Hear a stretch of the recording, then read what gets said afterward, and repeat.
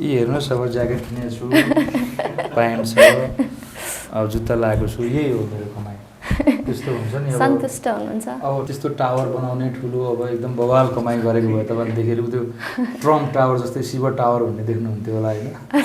त्यो शिव टावर छैन हेर्नुहोस्। शिव परियार कसरी नेपाली म्युजिकमा आएको भन्ने कुरा जान्नु महत्त्वपूर्ण हुन्छ कि होइन? अनि म आफ्नै एउटा नेपाली आधुनिक सङ्गीतमा सेमी क्लासिकल धारलाई इस्टाब्लिस गराएर हाई पिच सिङ्गिङ चाहिँ इस्टाब्लिस गराएर आएको मान्छे हो होइन? 2062, 63, 64मा लगातार तपाईँको त्यो खालको गीतहरू स्थापित भइसकेपछि नेपालीमा चाहिँ एक प्रकारको हाई पिच सिङ्गिङ चाहिँ स्टार्ट भएको हो र त्यस पछाडि धेरै तपाईँले नाम लिनुभएका धेरै कलाकार लगायत धेरै कलाकारहरू चाहिँ हाई पिच सिङ्गिङ लिएर आउनुभएको हो। धेरै नरिसाउनुहोस् होइन।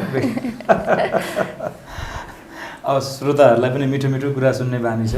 अब कस्तो हुन्छ भने फुलै फुलको बाटो हिँडेर आएको हुन्थेँ भनेदेखि मेरो जिउमा पनि यता पनि गुलाबको फुल, यता कमलको फुल होइन, यता भित्रपट्टि फेरि पारिजात के होइन भाइ, फुलै फुल हुन्थ्यो होला। म चाहिँ एउटा सङ्गीतमा पत्थरै पत्थरको बाटो सङ्घर्ष गरेर आएको मान्छे हो। आगोको राप कोइला टेकेर आएको मान्छे हो। मेरो लागि सङ्गीतको सङ्घर्ष त्यति सहज थिएन। अनि मेरा पैतालाहरूमा त्यो रातो कोइलाले पोलेको डोबहरू भेटाइन सक्छ। त्यो चट्टानहरू फुटाएर बाटो बनाउने क्रममा चट्टानका छर्राहरूले लागेर अब मेरा कपालहरू बिग्रेको हुनसक्छ, मेरो गालाहरूमा दागहरू लागेको हुनसक्छ, मेरो लुगा फोहोर हुनसक्छ। अनि त्यो मान्छेलाई चाहिँ सुकिलो मुखले वा आहा भएर आइदियोस् भन्ने सोच्नु त्यो गलत कुरा हो। त्यो भएर म जे बोल्छु मेरो आफ्नो विगत र सङ्घर्षलाई लिएर बोल्छु र जो मान्छेले वास्तवमै सङ्घर्ष गरेको छ, जो सङ्घर्षको मैदानबाट घुमिएर आएको छ, इभन सङ्गीत मात्रै होइन कुनै पनि क्षेत्र, उसले मेरो कुरा बुझ्छ। कोही वर्षमा अब 1200 गीत गाउनुहुन्छ, अब म वर्षमा एउटै गीत गाउँछु र म खुसी छु। मेरो कुराको गहिराई नबुझेर अब बेअर्थ लगाउने साथीभाइहरूलाई म नमस्ते भन्दा अर्थ केही भन्न सक्दिनँ। धोकेबाज हौ तिमी, धोकेबाज हौ तिमी। गायक भनेको अन्ततगतवा गायक नै हो। ऊ मरेर गएपछि उसले कहाँ रात बाँड्यो, कतापट्टि कसलाई दान गर्यो, कतापट्टि के दियो भन्ने भन्दा पनि उसले कस्ता गीतहरू गायो र उसका गीतहरू चाहिँ नेपाली सङ्गीतको लागि साँच्चै आवश्यक छन् कि छैनन्, र हिजोको दिनमा ऊ नेपाली सङ्गीतमा एउटा अब्बल दर्जाको गायक हो कि होइन भन्ने कुरा को हिसाब किताब हुने भएको भएर मरेर पनि बाँच्नको लागि चाहिँ वास्तवमा राम्रो गीतहरू गाउनुपर्छ। गायक गायिकाहरूलाई चाहिँ यो स्टेज पर्फर्मेन्सहरू दिन पाउनु भएको छैन यो पेन्डेमिकको सिचुएसनले चाहिँ। सो कति नोक्सान भएको छ त उहाँहरूलाई, र कमाउने बाटो जुन आम्दानी जुन थियो नि अहिले स्रोत के बनेको छ त? सामाजिक सञ्जालमा जातको नाममा गाली गर्ने, सामाजिक सञ्जालमा जातको नाममा अतिवाद लेख्ने, ती मान्छेहरूलाई के भन्नु त ल भन्नुहोस्? रियालिटी सोजहरूलाई कतिको फलो गर्नुभएको छ अहिले? भोइस अफ नेपाल चलिरहेको छ चर्चा। यो मैले यसो भनिरहँदा फेरि उहाँहरूका फ्यानहरूलाई कतिजना ठुलो मान्छे बन्छ होइन, यस्तो हिट भइसक्यो उहाँहरू त भन्ने अवस्था पनि आउला। तर म उहाँहरूलाई के भन्छु भने मैले यो 22 वर्षमा धेरै कलाकारहरू हिट भएर विस्थापित भएको पनि देखेको छु। अहिले पछिल्लो दिनमा कलाकारहरूले चाहिँ धेरै आफ्नो गीतलाई प्रमोट गर्नको लागि चाहिँ टिकटक स्टारहरूलाई नि युज गर्नुभएको छ। हजुरले गरिसकेको छ कि छैन त? मैले जातीय विभेद हो, जातीय विभेद चाहिँ हट्नलाई धेरै समय लाग्छ, त्यो कुरामा हामी पनि एग्री छौँ। तर जातीय विभेदको नाममा अबको दिनमा कोही पनि दबाइनु हुँदैन है।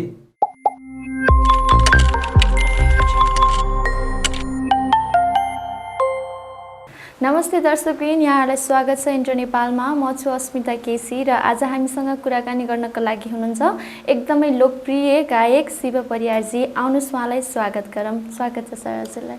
तपाईँलाई धेरै धेरै धन्यवाद छ। अनि इन्ट्रो नेपाल हेरेर बस्नुभएका सम्पूर्ण मेरो आदरणीय नेपाली दर्शक श्रोताहरूमा हार्दिक अभिवादन, नमस्कार। फेवातालमा साइली गीत गाउनु भएको शिव परियार गायक अहिले कता हुनुहुन्छ होला? फेवातालमा साइली गीत गाएको शिव परियार आज धोकेबाज टाइटल रहेको आधुनिक गीत भर्खर रिलिज गरेर तपाईँहरू समक्ष इन्ट्रो नेपालको अफिसमा आइरहेको छु। सो धोकेबाज गीत भर्खरै आज रिलिज भएको छ, थोरै यो गीतको बारेमा के भनिदिनुहोस् न दर्शकलाई।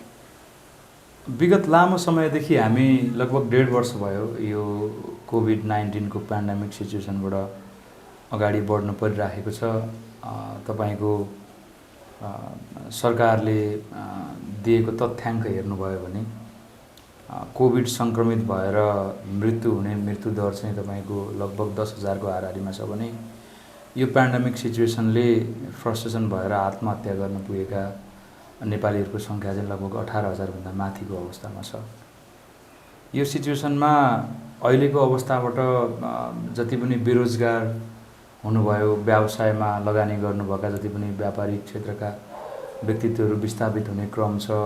त्यस्तै दिनभरि काम गरेर एक छाक खाने मान्छेहरूको लागि पनि झन् अप्ठ्यारो अवस्था छ।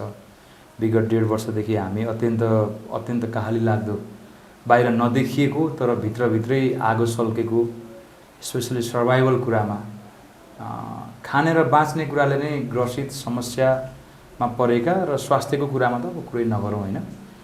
यो अवस्थाबाट जीवन बाँच्न बाध्य नेपाली दाजुभाइ दिदीबहिनीहरूलाई चाहिँ पहिला त खासमा पेट हो, त्यस पछाडि बल्ल मनोरञ्जन हो। त्यो अवस्थामा हाम्रा सबै गीतहरू नेपाली श्रोताहरूले अत्यन्त खुसी साथ एप्रिसिएट गरिदिरहनु भएको थियो। तर अहिलेको सिचुएसनमा चाहिँ अत्यन्त गाह्रो अवस्थाबाट सबै क्षेत्रहरू गुज्रिरहेको अवस्थामा नेपाली सङ्गीत पनि गुज्रिरहेको छ। र यो अवस्थामा अब धेरै समय 1.5 वर्ष नै ग्याप भयो। राम्रा गीत सङ्गीतहरू सङ्ख्यात्मक रूपमा एकदम धेरै आए, तर पहिला जस्तो जतिवटा गुणात्मक गीत सङ्गीतहरू आउन सक्थे त्यो नआएको अवस्था पनि छ। र हामी स्वयं पनि अब सङ्गीतमा एकदमै ठुलो लगानी गरेर ठुलो रिस्क लिएर सङ्गीत पस्किने कुराको लागि चाहिँ हामी पर्खर हेरेको सिद्धान्तमा छौँ। त्यो कारणले गर्दाखेरि यो लामो ग्यापमा चाहिँ एउटा यस्तो खालको गीत निकालौँ जुन गीतले चाहिँ मान्छेलाई एक प्रकारको हृदयमा चाहिँ त्यो एउटा पेन, एउटा दुःख, एउटा दर्द, त्यो गीत सुनेर केही समय भए पनि उहाँहरूको हृदयमा चाहिँ एक प्रकारको स्फूर्ति आओस्, आनन्द आओस्, उहाँहरूलाई एकछिन भए पनि एउटा फ्री ब्रेथ गर्ने एउटा माहौल बनोस् भन्ने उद्देश्य अनुरूप चाहिँ यो धोकेबाज भन्ने गीत बनाइएको हो। अनि यसलाई चाहिँ हाम्रो सुभाष कार्की भाइले शब्द सङ्गीत गर्नुभएको छ। भिडियो पनि राम्रो बनाउने प्रयास गरिएको छ। अब अहिलेको भाइ बहिनीहरूले काम गर्नुभएको हो र त्यही गीत नै मेरा सम्पूर्ण आदरणीय दर्शक श्रोताहरूमाझ पस्किएर कम्तीमा उहाँहरूको दुःखमा अलिकति भए पनि सङ्गीतको मार्फतबाट केही मलम लाउन सकौँ भनेर त्यही गीत लिएर आएको छु। गीतको मुख्य उद्देश्य चाहिँ त्यो हो। अब हेरौँ आज भर्खर बजारमा आएको छ। हजुर, योभन्दा अगाडि फिमेल भर्जनमा यो गीत आइसकेको छ धोकेबाज, जुन चाहिँ एलिना चौहानजीले गाउनु भएको छ र यसको भ्युज चाहिँ 8 मिलियन भन्दा माथि क्रस भइसकेको छ। यो गीत चाहिँ अब कतिको च्यालेन्जिङ हुन्छ त अब यो मेल भर्जन चाहिँ? होइन, यस्तो भ्युज मेरो कुरा होइन, मेरो बसमा पनि छैन, मैले बढाउने पनि होइन। मेरो काम गाउने काम हो होइन। म गायक हुँ। एउटा गायकको दृष्टिकोणबाट मैले मेरो जिम्मेवारी कतिको पुरा गर्न सकिनँ। आज गीत फ्लोरमा गएको छ, पक्कै पनि आदरणीय दर्शक महानुभावहरूले दिइरहनुहुन्छ होइन, दिइहाल्नुहुन्छ। तर अब भ्युज कति पुग्ने नपुग्ने, यो गीतलाई कति मन पराइने नपराइने, त्यो अब गीत भर्खर आज गएको भएर त्यसको विषयमा चाहिँ म खासै केही भन्न सक्दिनँ। अब म एकदमै त्यस्तो आक्रामक भ्युजवाला सिङ्गर पनि होइन। मैले गरेको कामहरू मिडियम भ्युज भए पनि लगभग जति पनि ठाउँमा कार्यक्रमहरू गर्न जान्छु प्राय सबैले सुनेको पाउँछु, इभेन्टमा पर्फर्म गर्न पाइरहेको हुन्छु। म चाहिँ गीतलाई पपुलर छ कि फ्लप छ भन्ने कुरा चाहिँ इभेन्टमा जाँदाखेरि म त्यो गीतलाई चाहिँ ट्रायल गर्छु क्या। मैले गीत निकालेँ, 2-3 मिलियन भयो। अब 2-3 मिलियन भएको गीत त अब करोडौँ भ्युज भएको गीतको तुलनामा त केही पनि होइन। अनि गीतलाई चाहिँ एउटा टेस्ट ड्राइभ भन्छ नि, ट्रायल वेमा चाहिँ इभेन्टमा पर्फर्म गर्दाखेरि त्यहाँ रहेको न्यू जेनेरेसनले एकदमै राम्रो वेबाट त्यो गीतमा फिडब्याक दिनुभयो भने चाहिँ यो गीत उहाँहरूले सुन्नुभएको छ भन्ने लाग्छ होइन। अनि त्यो कुराबाट थाहा पाउँछु। अब भ्युजको पछि पनि छैन म। जतिले सुन्नुहुन्छ, अब जतिले मेरा गीत सङ्गीतलाई मन पराइदिनुहुन्छ, मलाई लाग्छ शिव परियार भन्ने कलाकार गायकलाई मन पराउने मेरा आदरणीय दर्शक श्रोताहरूले यो गीत सुन्नुभयो भने पक्कै पनि उहाँहरूलाई मनपर्छ भन्ने एउटा विश्वास चाहिँ छ मभित्र। हजुर अवश्य पनि। अनि टाइटलमै धोकेबाज छ होइन? अब हजुरले कसैलाई धोका दिइसकेको छ कि नै अथवा कसैबाट धोका पाइसकेको छ कि नै एक्चुअली भन्नु? म त थर्ड पर्सन हो कि मैले त अर्काको रेस्पोन्सिबिलिटिज त्यो रसभित्र पसेर एक्सप्लोर गरेको मात्रै हो क्या। म एउटा प्रस्तोता हुँ। हजुर। जस्तो सपोज तपाईँले गीत लेख्नुभयो, तपाईँ फर्स्ट पर्सन हुनुभयो, जहाँबाट गीत जन्मिन्छ त्यो मान्छेको कल्पना र यथार्थ यो दुईवटा कुरा, या त उसको कल्पना गर्न सक्ने शक्ति या त उसले साँच्चीकै जीवनमा अब सबै धोका पाउनेहरूले त्यस्तो गीत लेख्छन् भन्ने पनि छैन होइन। तर त्यो सर्जकको कल्पना र भावनाले जब गीती रूप पाउँछ त्यस पछाडि दोस्रो पर्सन सङ्गीतकारमा आउँछ। सङ्गीतकारमा आइसकेपछि सङ्गीतकारले लय बनाइसकेको हुन्छ अनि त्यस पछाडि म्युजिक अरेन्जर कहाँ जान्छ। उनीहरू तीनजना अगाडि तयार भइसकेपछि चौथो नम्बरको धोकेबाज हो क्या। चौथो नम्बरमा चाहिँ मैले त्यो धोकेबाज सम्बन्धी कुरा एक्सप्लोर गर्नुपर्छ मेरो आवाजले।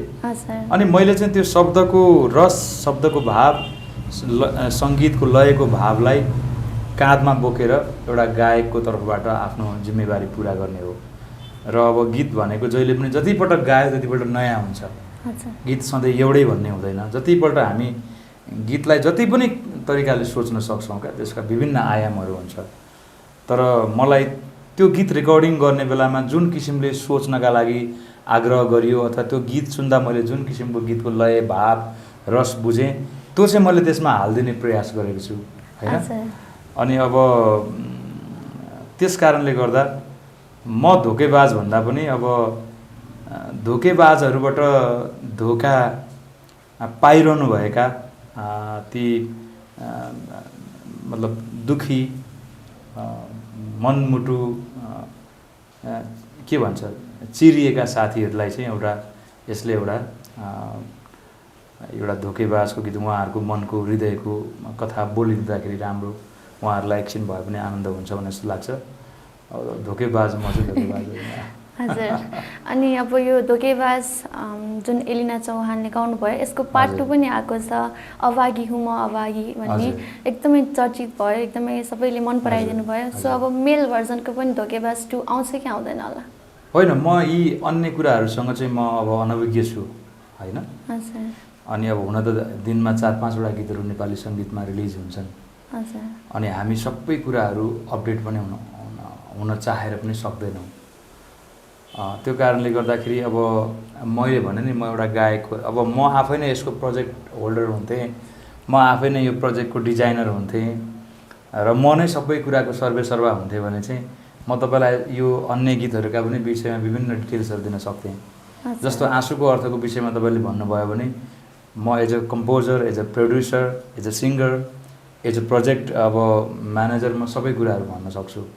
तर धोकेबाज चाहिँ कलेक्सन एल्बममा मैले भोकल पर्फर्म गरेको गीत भएको भएर म पनि उहाँहरूले मलाई एउटा अवसर दिनुभयो, अवसरका लागि उहाँहरूलाई धन्यवाद व्यक्त गर्दछु। अब भविष्यमा उहाँहरूले नेपालका अब कति कलाकारहरूसँग कस्तो खालको प्रोजेक्टहरू गर्नुहुन्छ त्यसका लागि शुभकामना व्यक्त गर्दछु। तर अब कतिपय कुराहरू चाहिँ मलाई त्यो विषयमा जानकारी छैन। हजुर। अहिले पछिल्लो समय टिकटकमा एकदमै सबै टिकटकर स्टारहरूले जुन गीत चाहिँ अलि चर्चामा ल्याइदिनुहुन्छ त्यो गीत चाहिँ हिट हुने अवस्थामा छ। सो अहिलेको यो जुन गीत मेल भर्जनमा जुन हजुरले गाउनुभएको छ यसले चाहिँ टिकटकको अडियन्सलाई कतिको टार्गेट गरेको छ त?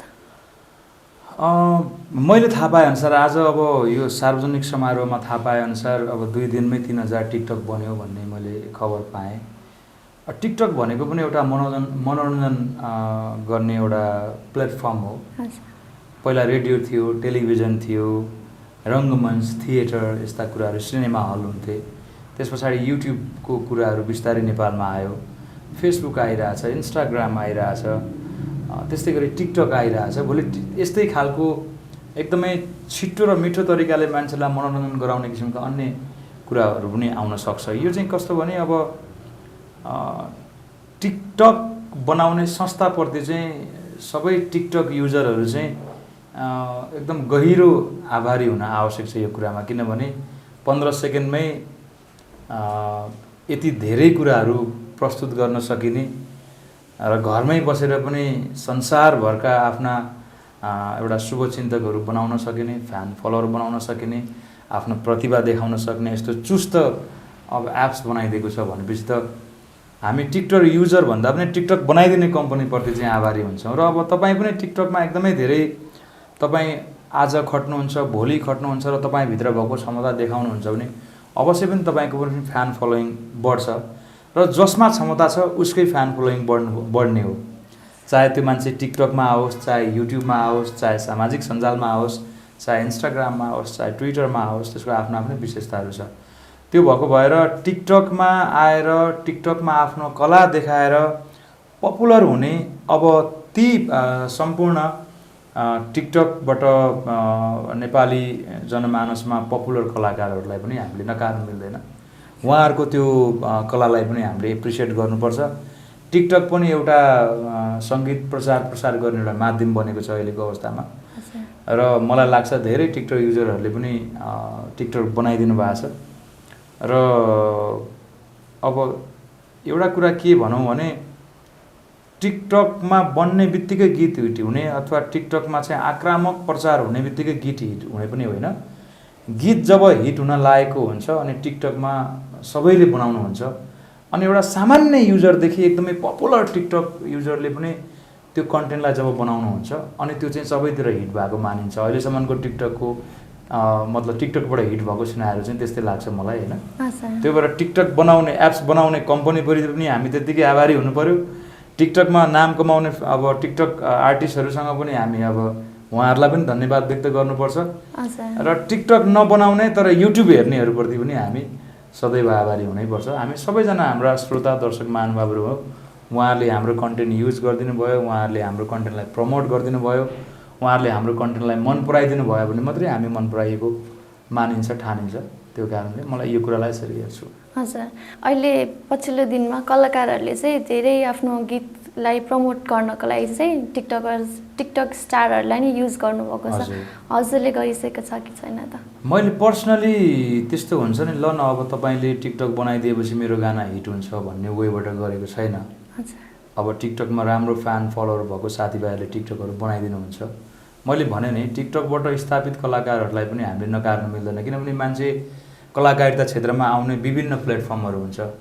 कोही सिधै ढोकाबाट आउला, कोही झ्यालबाट छिरेर आउला होइन, कोही बार्दलीबाट आउला, आउने बाटोहरू फरक हो। तर उसले साँच्चीकै उभित्र साँच्चीकै प्रतिभा छ र ऊ रङ्ग क्षेत्रमै रमाउन चाहन्छ, एउटा लामो भविष्य खोज्न चाहन्छ भने चाहिँ उस पक्कै पनि स्थापित हुन्छ। कति कलाकारहरू चाहिँ देखिएको पनि अवस्था छ। यद्यपि जुनसुकै क्षेत्रबाट आए पनि सम्बन्धित क्षेत्रको ज्ञान, साधना, सैद्धान्तिक ज्ञान, व्यवहारिक ज्ञान दुइटै कुरा लिएर आयो भने चाहिँ उहाँहरूले चाहना गरेको क्षेत्रमा स्थापित हुन्छ भन्न सकिन्छ। र मैले त्यस्तो हुन्छ नि अब यहाँ लगेर यसरी गऱ्यो भने चाहिँ गाना हिट हुन्छ भनेर सोचेको पनि छैन, त्यस्तो वेबाट मैले पपुलारिटी पाएको पनि छैन। हजुर, अनि अब यो टिकटकको कुरा अलिकति एउटा लास्ट क्वेसन गर्छ है। अहिले यो टिकटक बढी मात्रामा नेपाली दर्शक सबै अडियन्सहरूले चाहिँ हेरिदिनुहुन्छ र कतिजनाले बनाउनुहुन्छ पनि टिकटकमा होइन। अब टिकटकबाट चाहिँ हजुरको यो साङ्गीतिक बजार, हाम्रो साङ्गीतिक बजार चाहिँ यसले प्रभावित गरेको छ कि बिगारेको छ जस्तो लाग्छ तपाईँलाई? एउटा वेबाट के छ भने अहिलेको पेन्डेमिक सिचुएसनमा त टिकटकलाई एकदमै धन्यवाद भन्नुपर्छ, किनभने मान्छेहरू घरभित्र बस्न बाध्य छन्। भनौँ न एउटा घरभित्र नै लकडाउन हुँदा त जेल जस्तो जीवन बिताउनु पर्ने भने सबैको एक्सेसमा पास छैन, सबैजना भिआइपी छैनन्, सबैलाई बाहिर निस्कने वातावरण छैन। लास्ट इयर पनि हामी 2-3 महिना घरभित्रै बस्यौँ।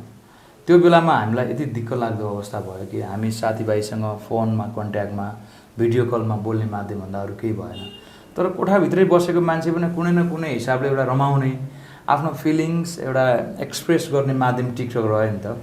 त्यो भएर यो बिचमा टिकटकले चाहिँ जति दुर्घटना हुनु पर्थ्यो, मान्छे फ्रस्ट्रेसन भएर, मान्छे डिप्रेसन भएर, त्यो कुरामा चाहिँ आफ्नो एउटा फिलिङ्स एक्सप्रेस गर्ने प्लेटफर्मको रूपमा टिकटक आइदिएको कारणले त्यो कुरामा चाहिँ धेरै होइन केही मात्रामा भए पनि टिकटकले पक्कै पनि सपोर्टिभ भूमिका खेलेको छ।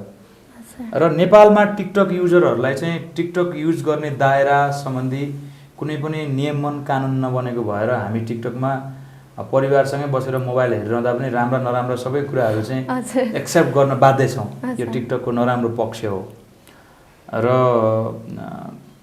भविष्यका दिनमा अब टिकटकलाई पनि मर्यादित तरिकाले युज गर्नका लागि कस्ता किसिमका कन्टेन्टहरू चाहिँ टिकटकमा हाल्दाखेरि ती चिजहरूमा चाहिँ अब स्वाभाविक रूपमा त्यसलाई ग्रहण गर्न सकिने, कस्ता चिजहरू हाल्दाखेरि चाहिँ कसैको मान मर्दन हुने, कसैको व्यक्तिगत जीवन धाराशायी हुने, कसैको मानव अधिकार हनन हुने, यस्ता किसिमका कन्टेन्टहरू चाहिँ सकेसम्म टिकटकमा नआइदियो भने यो टिकटकले राम्रै किसिमको अवस्थाहरू बाटोहरू लिन सक्छ र नयाँ प्रतिभाहरूलाई चाहिँ एउटा प्रतिभा प्रस्फुटन गर्ने, प्रतिभा देखाउने एउटा प्लेटफर्म पनि बनेको छ। पहिला चाहिँ तपाईँको अब ऱ्याम्पमा जाने, मोडलिङ गर्ने, को गुड लुकिङ छ, कसलाई एक्ट राम्रो गर्न सक्छ होइन, यस्तो खालको अवस्थाहरू थियो भनेदेखि अहिले चाहिँ अब टिकटक नै यस्तो माध्यम हो कि जो घरै बसेर आफ्नो विभिन्न भावभङ्गीमा एक्टिङ गरेर टिकटकबाटै कलाकारहरू छानिएर अनि पर्दामा आएको अवस्थाहरू पनि छ। त्यो भएर सबै कुरा टिकटक सबै कुरा होइन, तर केही महत्त्वपूर्ण अवश्य हो। टिकटकको कमेन्ट्स पढ्नुहुन्छ कि नै? यस्तो छ कि अब कमेन्ट्स पढ्दाखेरि जब कमेन्ट्स पढ्न थालिन्छ हामी मान्छे हो होइन, मान्छे भइसकेपछि के हुन्छ भने मान्छे भनेको निर्जीव चिज होइन, मान्छेभित्र मन हुन्छ, मुटु हुन्छ अनि स्वभावले जति नै मान्छे आध्यात्मिक चिन्तन जेसुकै बोकेको भए पनि मान्छेलाई एउटा कुराले हान्दैन, असर गर्दैन, दुईटा कुराले असर गर्दैन, तर तेस्रो कुराले पक्कै असर गर्छ भने। अनि त्यो कारणले गर्दाखेरि युट्युबमा कमेन्ट पढ्ने होइन, अनि राम्रो कमेन्ट आउँदाखेरि एकदमै खुसी हुने, अनि अलिकति नराम्रो कमेन्ट आउँदा दुःखी हुने, अथवा अब फेसबुकमा सबै कमेन्टहरू पढेर चाहिँ प्रत्येक व्यक्तिसँग लड्ने भिड्ने होइन, टिकटकमा चाहिँ लेखिएका कमेन्टहरूमा पढेर चाहिँ कुनैमा खुसी हुने, कुनैमा निराश हुने। म चाहिँ यो काम गर्दिनँ, मेरो काम भनेको त्यो चिज पस्किने हो र समग्रमा सबैलाई एकमुष्ट धन्यवाद दिने हो। चाहे उहाँहरूले राम्रो व्यक्त गर्नुहोस्, चाहे उहाँहरूले नराम्रो व्यक्त गर्नुहोस्, जसभित्र जस्तो मन छ, जस्तो भावना छ, जस्तो सोच छ, यो हामीलाई होइन क्या, उहाँहरू आफै एक्सप्लोर हुने हो कि। मैले बोलेको कुराले म एक्सप्लोर हुने हो, तपाईँले बोल्नुभएको कुराले तपाईँ एक्सप्लोर हुने हो। तपाईँ कस्तो हुनुहुन्छ, तपाईँको चिन्तन के छ, तपाईँ कुन समाजमा हुर्किनु भएको हो, तपाईँ कति सभ्य हुनुहुन्छ, तपाईँ अरूलाई कति सम्मान गर्नुहुन्छ, अथवा तपाईँ कस्तो खालको व्यक्ति हो भन्ने कुरा पनि त्यो कमेन्टसँगै झल्किने भएको भएर म कमेन्ट गर्ने व्यक्तिलाई उहाँहरूको व्यक्तित्वको रूपमा लिन्छु कि। अनि अब त्यो कमेन्ट त लगभग म खासै अब युट्युबमा पनि पढ्दिनँ, समग्रमा धन्यवाद दिइन्छ। अब व्यक्ति पढ्नको लागि त म्यानेजमेन्ट टिमै राख्नु पऱ्यो, आफ्नो सामाजिक सञ्जाल चलाउने होइन, त्यसो गरेर पनि साध्य छैन। अब दर्शक महानुभावहरूले दिएको राम्रो कुरा पनि स्वीकार्नु पऱ्यो, नराम्रो कुरा पनि स्वीकार्नु पऱ्यो, त्यसरी अगाडि बढेको छु म चाहिँ। स्टेज सोहरूलाई चाहिँ कतिको मिस गर्दै हुनुहुन्छ त? स्टेज सो त अब मेरो सर्भाइभ गर्ने मूल आधार हो, सबभन्दा धेरै त त्यसलाई मिस गरिरहेको छु। हजुर। सो गायक गायिकाहरूलाई चाहिँ यो स्टेज पर्फर्मेन्सहरू दिन पाउनु भएको छैन यो पेन्डेमिकको सिचुएसनले चाहिँ, सो कति नोक्सान भएको छ त उहाँहरूलाई, र कमाउने बाटो जुन आम्दानी जुन थियो नि अहिले स्रोत के बनेको छ त? यस्तो छ अब जस्तो एग्रिमेन्ट नै भएर यति कमाइ हुन्छ भनेर फिक्स भएको प्रोग्राम छोड्नु परेको छैन। तर एउटा सामान्यतया मेरो क्षेत्र चाहिँ गायन हो, गायन क्षेत्रबाट म सर्भाइभ गर्नुपर्छ भनेर अब यो वर्ष पनि काम पाउँछु होला, यो वर्ष पनि राम्रै अब आम्दानी गरेँ भने सङ्गीतमा लगानी गर्छु, मलाई यो वर्ष गाह्रो हुँदैन होला भन्ने एउटा कलाकारको अवस्था हुन्छ। त्यो अवस्थामा चाहिँ गाह्रो भएको छ, हुन्छ नि मलाई यति करोड घाटा लाग्यो, मेरो यति करोड डुब्यो। यो कुरा चाहिँ म किन भन्दिनँ भने नेपालको कुनै पनि कलाकारले मलाई 1 करोड घाटा लाग्यो भन्ने कलाकारले 1000 पनि सरकारलाई ट्याक्स तिरेको हिस्ट्री छैन। त्यो कारणले गर्दा म त्यो वेबाट चाहिँ आफूलाई प्रेजेन्ट गर्न चाहन्न। हामी कलाकारहरू रहर र बाध्यता अनि दर्शकको मायाले बाँचेको छौँ। त्यो भएको भएर क्षति अवश्य पनि भएको छ, नभएको होइन, तर हुन्छ नि मलाई यति परिणाममा यति घाटा लाग्यो, मेरो यस्तो बर्बाद भयो, मेरो त के हुनेवाला थियो, त्यो सबै गयो भन्ने अवस्था चाहिँ मेरो छैन। हजुर। अहिले नेपालमा धेरै रियालिटी सोजहरू भइरहेको छ, भोइस अफ नेपाल छ, नेपाल आइडल छ, सो धेरै गायक गायिकाहरू चाहिँ जन्मिनु भएको छ, सो प्रतिस्पर्धी बढेको अनुभव हुन्छ कि हुँदैन? मतलब मेरो प्रतिस्पर्धी भन्नुभएको? हजुरको होइन, हुँदैन। अब मेरो आफ्नै किसिमको सोच छ, सङ्गीतमा आफ्नै किसिमको बाटो छ, आफ्नै किसिमको चिन्तन छ, म त के सोच्छु भने नेपाली सङ्गीतमा जति धेरै कलाकारहरू आउनुभयो, जति धेरै नेपाली सङ्गीतको उन्नति प्रगति भयो, जति धेरै गायकहरू सङ्गीतलाई पढेर बुझेर आउनुभयो, साधना गरेर आउनुभयो। मैले एकाडेमिक पढाइको कुरा गरेको होइन, सङ्गीतलाई भित्रबाट बुझेर पढेर चिन्तन गरेर आउनुभयो। अन्ततोगत्वा एउटा पोइन्टमा पुगेपछि उहाँहरूले शिव परिवारको मेहनत, शिव परिवारको सङ्घर्ष र शिव परिवारको गायनलाई अवश्य पनि एप्रिसिएट। अब व्यक्ति नै हेरेरै कोही मान्छे मन नपरेको कारणले अब मन पराउनु भएन भने त बेग्लै कुरा भयो। तर म जुन बाटो हिँडेको छु, जुन बाटोबाट म आएँ, त्यो कुराले चाहिँ प्रतिस्पर्धी जन्माउने भन्दा पनि त्यो बाटोले चाहिँ इन्सपिरेसन जन्माउँछ क्या, होइन? अब एउटा कामको हिसाबले हाम्रो जमानामा हामी जति प्रचारमा आयौँ, अहिलेको प्लेटफर्मले गर्दाखेरि उहाँहरू त्योभन्दा 10औँ गुणा प्रचारमा आउन सक्नुहुन्छ। जस्तो हामी पनि नेपाली सङ्गीतमा पपुलर भइरहँदाखेरि हामीभन्दा अगाडि जति पनि दिग्गज कलाकारहरू हुनुहुन्थ्यो जसले नेपाली सङ्गीतमा अथक मेहनत गर्नुभयो, अब उहाँहरूलाई चाहिँ हामीले अब खतम यस्तो अब उहाँहरूलाई जितेर आएको भन्न मिलेन। उहाँहरूलाई हामीले सधैँभरि सम्मान गर्नु पऱ्यो, उहाँहरूलाई हामीले सधैँभरि आदर गर्नु पऱ्यो। उहाँहरूले बनाइदिएको बाटोमा टेकेर हामी उभिरहेको छौँ भनेपछि एउटा सांस्कृतिक वेबाट आएको कलाकार हो भने पक्कै पनि उसले पनि अब हाम्रो जेनेरेसन पछाडि आउने कलाकारले पनि त्यो विरासतलाई चाहिँ फलो गर्ने हुन्छ। अनि अब त्यो कुरा मान्दिनँ, म जान्दिनँ, म आफ्नै किसिमको छु, मलाई कसैको मतलब छैन, मेरो लागि कोही होइन भन्ने वेबाट पनि आउनुहुन्छ। अब त्यो व्यक्तिको विचार हो। तर मलाई चाहिँ अब प्रतिस्पर्धा के कुरामा हुनसक्छ भने अपग्रेडेड वेमा हुनसक्छ। जस्तो तपाईँले अहिले आएको नयाँ भाइ बहिनीहरूलाई हेर्नुभयो भने उहाँहरू एक दिनमै 10 चोटि लाइभ गइदिनुहुन्छ टिकटक, फेसबुकमा। तर हामीलाई त्यो कुरा गरियो भने तपाईँ जस्तो गायक भएर किन यस्तो काम गर्नुभएको, अथवा हामीले केही कुरा अलिकति हँस्यले ठट्यले गऱ्यो भने तपाईँ यस्तो गायक भएर किन यस्तो खालको अडियन्सको चाहिँ एउटा रियाक्ट आउने भएको भएर मलाई लाग्छ गर्ने इच्छा त हुन्छ हजुरहरूलाई उहाँहरू जस्तै। होइन, डेफिनेटली अब कलाकारभन्दा बाहिरको क्यारेक्टर त अब कसैलाई थाहा हुँदैन नि त, होइन? कलाकारभन्दा बाहिर पनि त हामीभित्र एउटा आम नागरिक छ। अनि त्यो कुराहरू गर्न मन लाग्छ, गर्दाखेरि राम्रो नराम्रो दुइटै प्रतिक्रियाहरू आउँछन्। तर प्रतिस्पर्धी आउने कुरामा चाहिँ अब भोलिको दिनमा कोही नयाँ कलाकारको आगमन भएर हामी नेपाली सङ्गीतमा चटक्कै बिर्सिने अवस्था आयो भने चाहिँ त्यतिखेर म तपाईँको एन्सरलाई हो अब यस्तो कलाकारको उपस्थितिले गर्दा मैले गीत पनि गाउन पाइनँ, गीत गाउने अवसर पनि पाइनँ, प्रोग्राम पनि पाएको छैन, मलाई गाह्रो छ, भात खाने गाह्रो भयो, बाँच्ने गाह्रो भयो, मेरो इच्छा आवश्यकताहरू पुरा गर्न मलाई गाह्रो भयो भन्नुपर्ने अवस्थाहरू स्वीकार्नुपर्छ। तर आजको दिनसम्म तपाईँले यो क्वेसन सोधिरहँदाखेरि चाहिँ अब त्यस्तो खालको कोही प्रतिस्पर्धी आउनु भएको छैन। प्रतिस्पर्धी आउनु भनेको, राम्रो कलाकार आउनु भनेको, राम्रो क्वालिटी भएका कलाकारहरू जन्मिनु भनेको, एकजना कलाकार विस्थापित भएर समग्र नेपाली सङ्गीत चाहिँ स्थापित हुन्छ र नेपाली सङ्गीत एउटा नयाँ गुणात्मक वेबाट अगाडि बढ्छ भने पनि हामीले त्यो कुरालाई व्यक्तिगत रूपमा म यस्तो भएँ भन्दा पनि समग्र नेपाली सङ्गीतको एउटा उन्नतिको वे सोचेर हामी खुसी हुनुपर्छ। किनभने नेपाली सङ्गीतले हामीलाई धेरै कुरा दिइसकेको छ। नेपाली सङ्गीत र नेपाली दर्शकहरूसँग गुनासो गर्ने हामीसँग केही पनि कुरा बाँकी छैन र गुनासो गर्न पनि मिल्दैन। त्यो गुनासो गरियो भने चाहिँ हाम्रो तर्फबाट नेपाली सङ्गीत र हाम्रा सम्पूर्ण आदरणीय दर्शकहरूप्रति गरिएको एउटा अपराध हुन्छ भन्ने लाग्छ। पछिल्लो समय आउनुभएको नयाँ जेनेरेसनको सिङ्गरहरू, गायिकाहरू कतिको फलो गर्नुभएको छ उहाँहरूलाई र एकदमै मन परेको गायिका को हुनुहुन्छ त नयाँ जेनेरेसनको? म यस्तो भन्छु, सबैको आवाजमा एउटा राम्रो सम्भावना छ। मलाई बडो रिस उठ्थ्यो कि एक जमाना, कस्तो लाग्थ्यो भने गाना गाउँदाखेरि सबैले मलाई राम्रो भनिदियोस् भन्ने लाग्थ्यो कि। अनि राम्रो भन्ने मान्छेसँग मात्रै म खुसी हुन्थेँ, नराम्रो भन्ने मान्छेसँग मैले दुःखी हुन्थेँ इनिसियल फेजमा।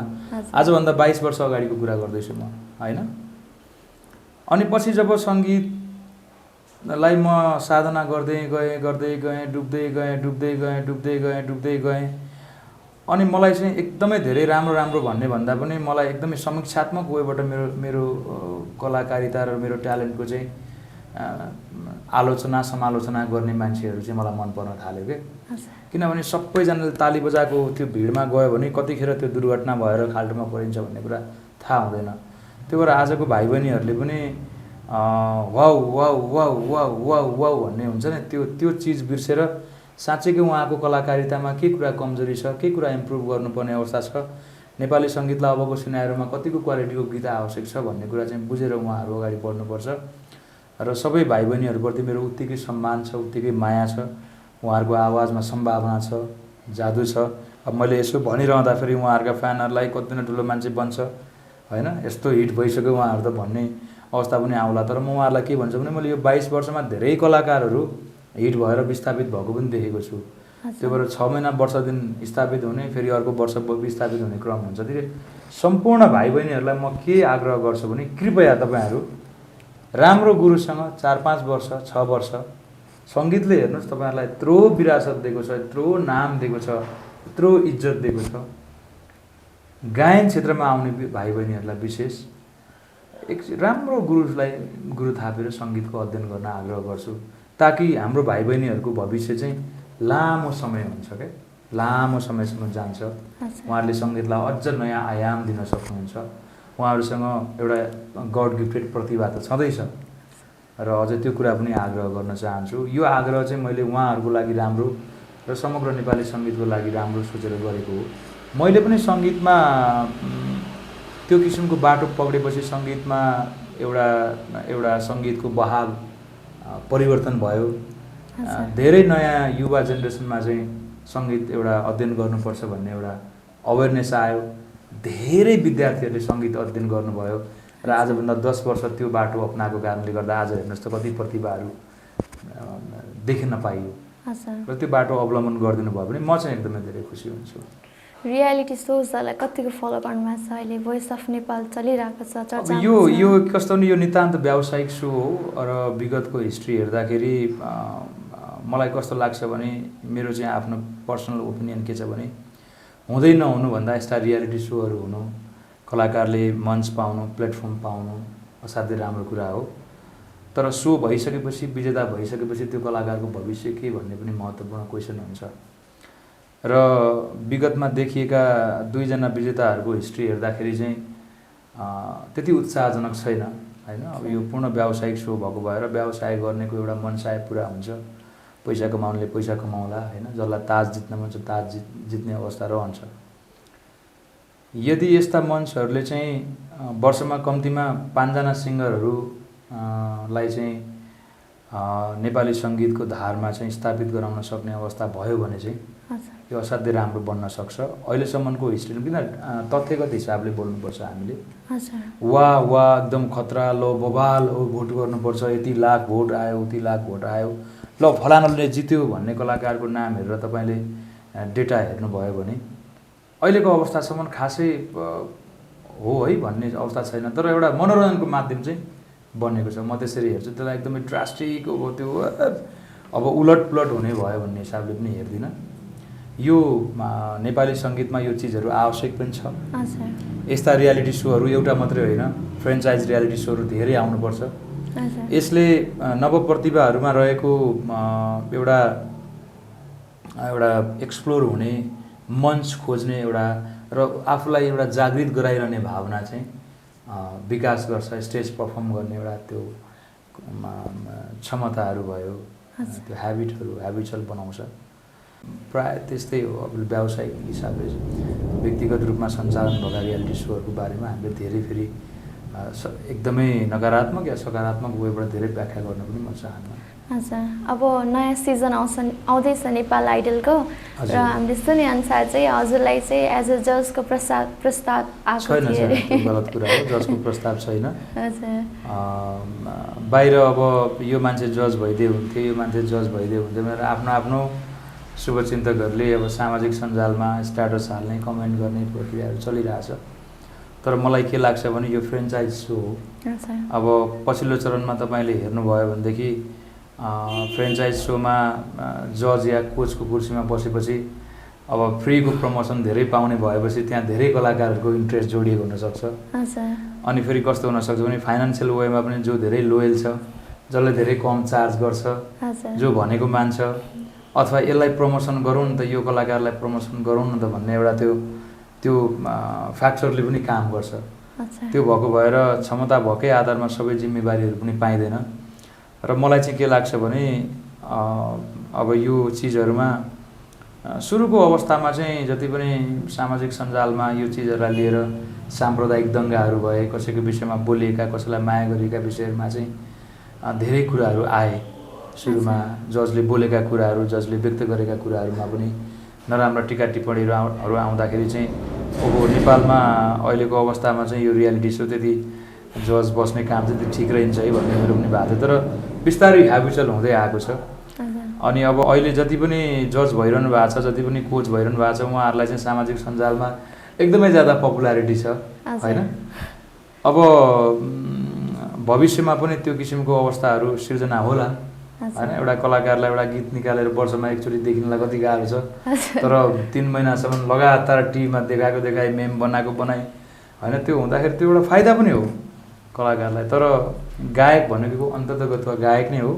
ऊ मरेर गएपछि उसले कहाँ रात बाँड्यो, कतापट्टि कसलाई दान गर्यो, कतापट्टि के दियो भन्ने भन्दा पनि उसले कस्ता गीतहरू गायो र उसका गीतहरू चाहिँ नेपाली सङ्गीतको लागि साँच्चै आवश्यक छन् कि छैनन्, र हिजोको दिनमा ऊ नेपाली सङ्गीतमा एउटा अब्बल दर्जाको गायक हो कि होइन भन्ने कुरा को हिसाब किताब हुने भएको भएर मरेर पनि बाँच्नको लागि चाहिँ वास्तवमा राम्रो गीतहरू गाउनुपर्छ र जिम्मेवारी पाउनेहरूले जिम्मेवारी वहन पनि गर्नुपर्छ। मलाई चाहिँ म आफू पनि त्यो विषयमा त्यति अब इन्ट्रेस्टेड नभएको कारणले गर्दाखेरि पनि अलिकति चासो छैन मलाई त्यो कुरामा।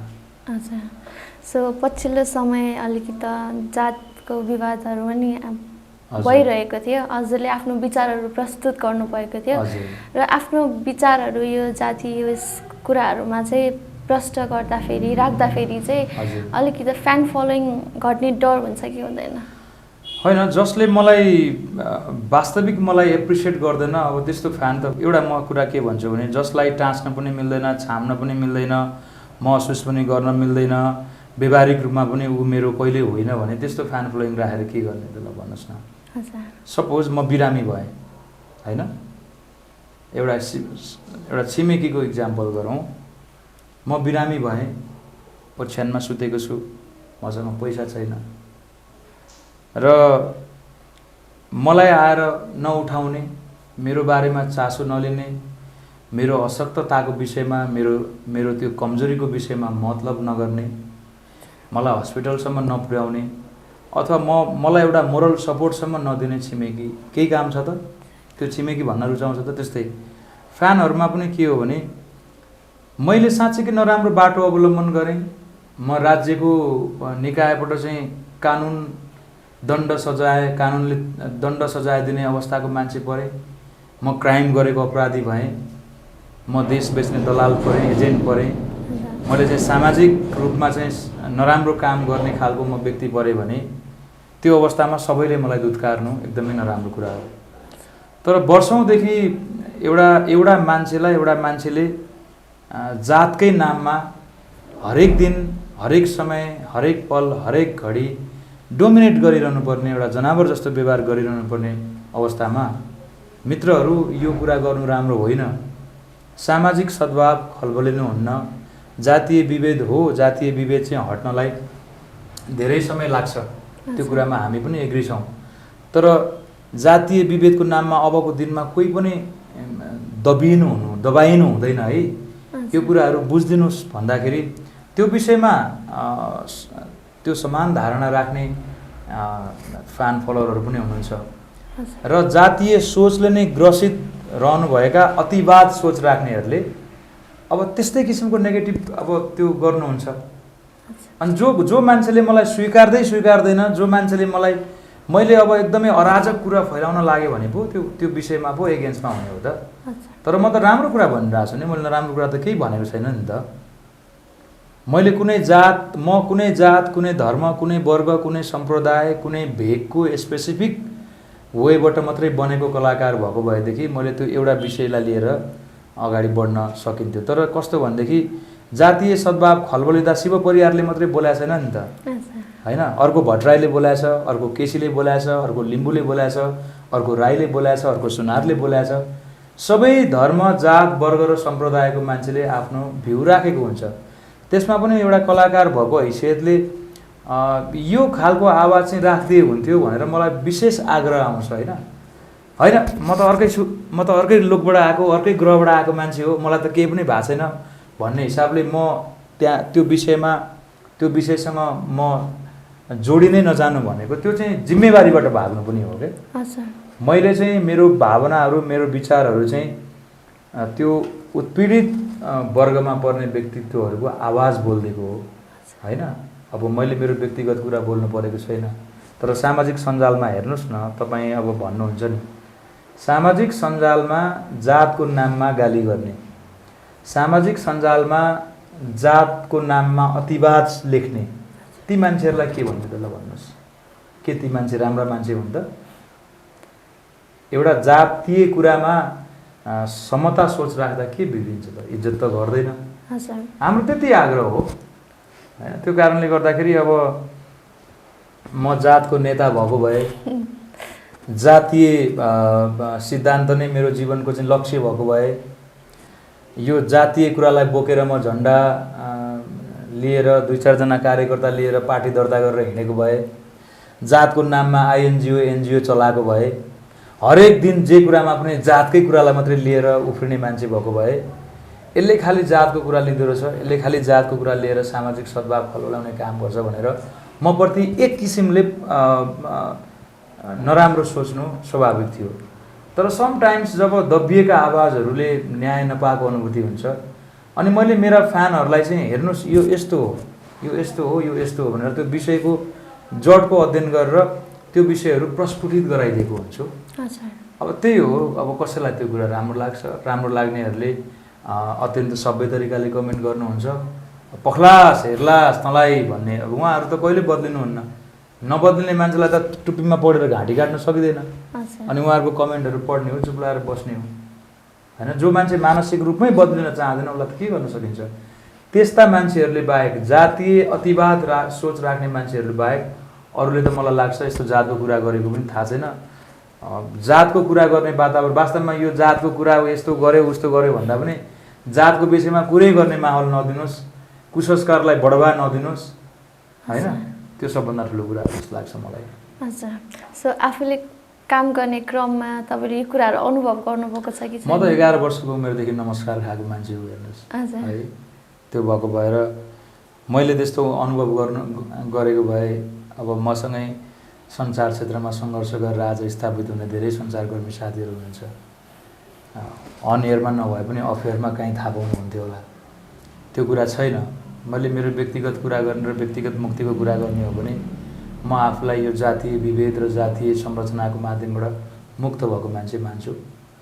तर कस्तो हुँदो रहेछ भनेदेखि विभिन्न घटना परिघटनाहरूमा, अब घटनाहरू मैले फेरि स्पेसिफिक यो व्यक्तिको भनेको छैन है।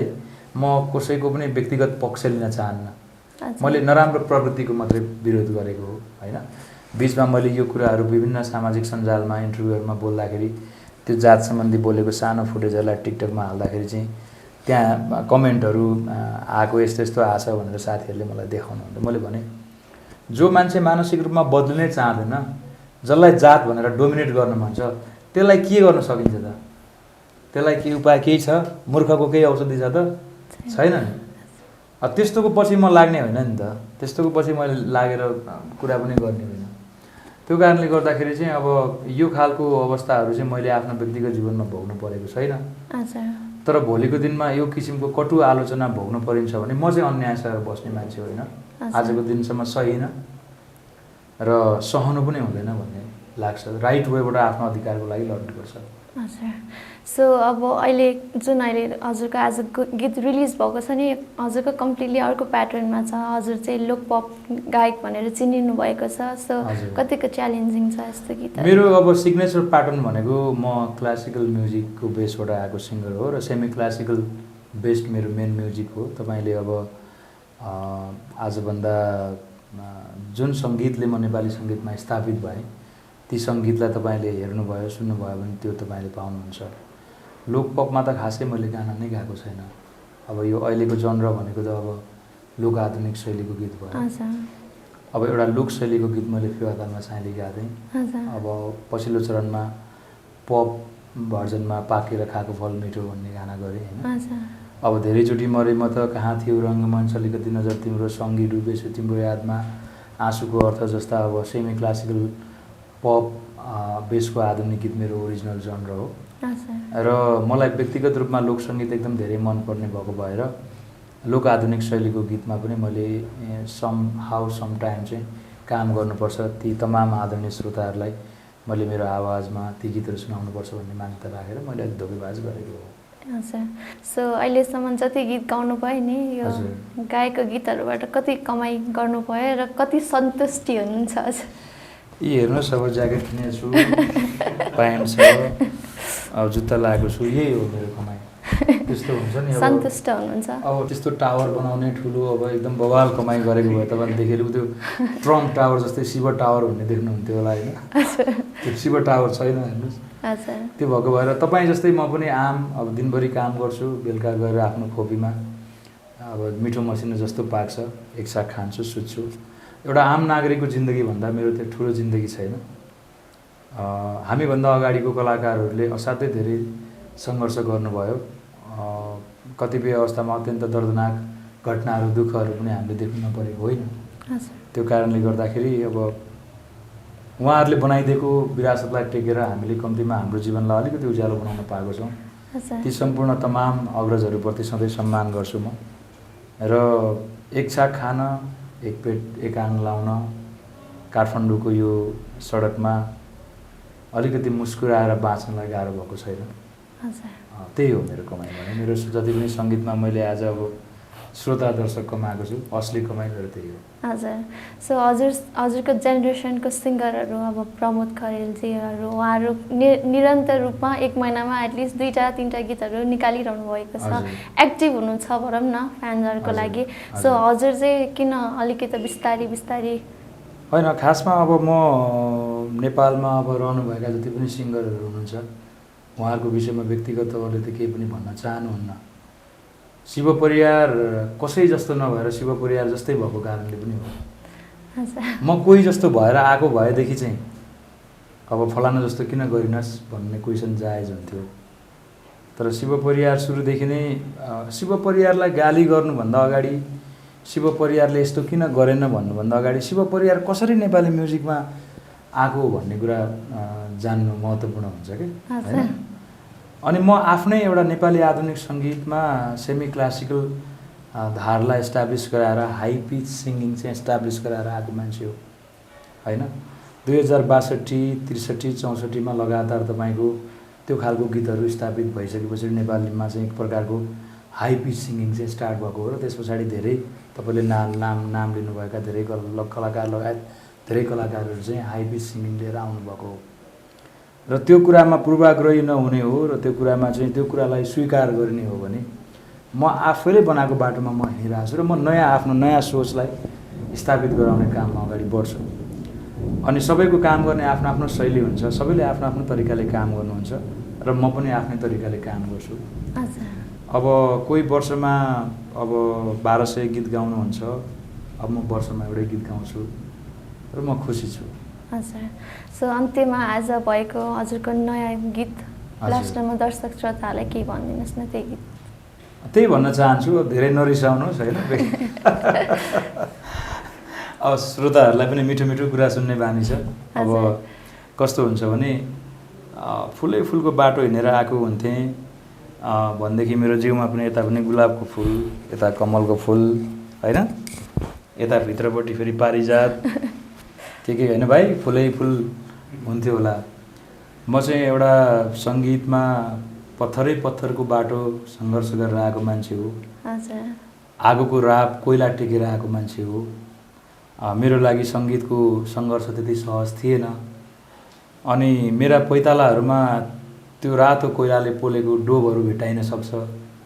त्यो चट्टानहरू फुटाएर बाटो बनाउने क्रममा चट्टानका छर्राहरूले लागेर अब मेरा कपालहरू बिग्रेको हुनसक्छ, मेरो गालाहरूमा दागहरू लागेको हुनसक्छ, मेरो लुगा फोहोर हुनसक्छ।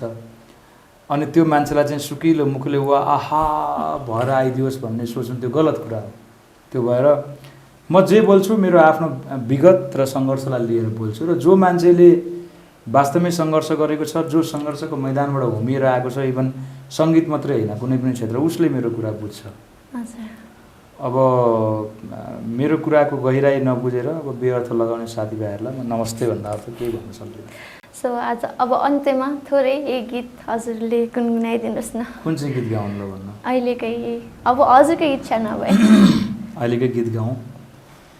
धोकेबाज हौ तिमी, धोकेबाज हौ तिमी, जुनीभरिलाई रुवाई गयौ तिमी, अझै पनि यो मनमा छौ तिमी, धोकेबाज हौ तिमी, धोकेबाज हौ तिमी, धोकेबाज हौ तिमी, धोकेबाज हौ तिमी। हस्, धन्यवाद। एकदमै राम्रो छ यो गीत र पक्कै पनि दर्शकहरूले मन पराइदिनु हुनेछ। So thank you. तपाईँलाई धन्यवाद। अब इन्टरभ्यूमा पछिल्लो चरणमा धेरै गाली खाने सिलसिला बढिराखेको छ। अब म के भन्छु भने म फेरि पनि यही कुरा स्पष्ट गर्छु, मेरो जीवन फुलै फुलको बाटो हिँडेर डेस्टिनेसन तय गरेको भएदेखि यी गालीहरूले पनि मलाई दुखाउँथ्यो होला, पचाउँथ्यो होला। तर अहिलेको नयाँ जेनेरेसनले मेरो सानो क्लिप्स हेरेकै भरमा, सानो क्लिप्स सुनेकै भरमा गर्ने गाली भन्दा कयौँ गुणा ठुलो दुःख सङ्घर्ष मैले जीवनमा गरेको भएर वास्तविकता बुझेर, कुनै पनि विषयमा वास्तविकता बुझेर त्यसको गहिराइमा पुगेर अनि बल्ल प्रतिक्रिया दियो भने त्यो प्रतिक्रियाले चाहिँ वास्तवमा एउटा सही स्थान पाउँछ भन्ने लाग्छ। आजको इन्टरभ्यूमा पनि मैले बोलेका कुराहरूमा कति कुराहरूमा उहाँहरूलाई मन नपर्न सक्छ, तर पक्कै पनि त्यही हो। 15-16 वर्ष, 18 वर्ष, 19 वर्ष, 20 वर्ष आउँदा ती कुराहरू मन पर्दैन। पछि 25 वर्ष, 30 वर्ष भएपछि बिहे हुन्छ, बच्चा बच्ची हुन्छ, जिम्मेवारी हुन्छ, अनि यही शिव परिवारले बोलेको कुराहरू मिठो मिठो लाग्न थाल्छ। यही नै भन्न चाहन्छु। धन्यवाद। धन्यवाद।